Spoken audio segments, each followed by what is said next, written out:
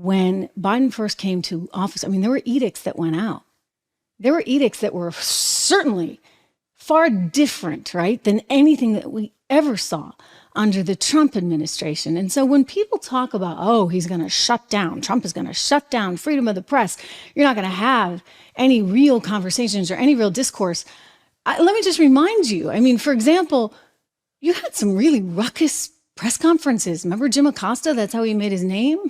Like, he was pretty forthcoming. If we lived in an environment, ladies and gentlemen, where the president was actually shutting off the other side, you wouldn't have had that discord. You wouldn't have had all the vitriol coming out of MSNBC on a regular basis. It just wouldn't have existed.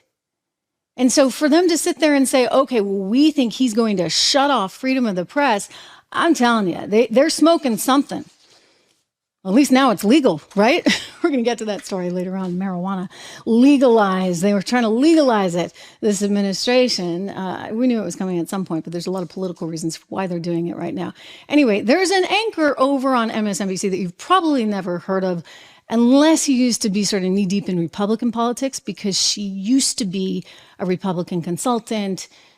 She and Sarah Palin allegedly didn't get along so well.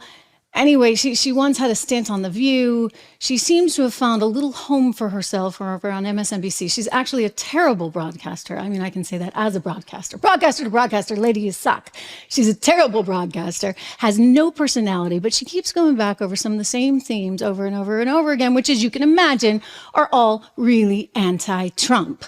So she doesn't have the morning show. She doesn't have the evening show. She's kind of stuck in the middle of daytime where nobody's really watching. I don't know how her ratings are, but it's no man's land. So you probably don't know who she is, but let me share a clip with you of her. She is so worried that Donald Trump might actually win again because she's seen these polls, and that she's somehow going to lose her show and be kicked off the air, to which I'd say, yeah, maybe because you suck.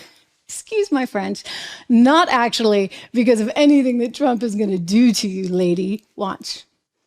I've seen that toast a bunch of times, but it landed very differently this year, because depending on what happens in November, 7 months from right now, this time next year, I might not be sitting here. There might not be a White House Correspondents' Dinner or a free press. While our democracy wouldn't exactly fall apart immediately without it, the real threat looms larger.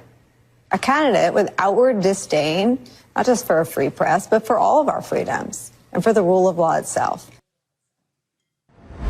Oh, woe is me, huh? Sight for sore eyes, as my grandmother would say. Anyway, this woman is worried somehow that Trump is going to kick her off the air. So I guess this is a ratings ploy. It must be a ratings ploy because she needs viewers. And so I don't know, maybe, you know, Rachel left. Maybe she's giving lessons or consulting things, you know, on the side. She's teaching her, here's what you do, here's how you do it. Because it almost seemed to be channeling some of that Rachel Maddow syncopation in the voice, if you would. Anyway, she's not going to lose her job if Donald Trump were to be reelected, but she might lose her job just because she's not very good at what she does. Dare I say, right? Her name is, forgive me. Okay. I'm not, there's my lacking as a broadcaster. Wallace, last name Wallace.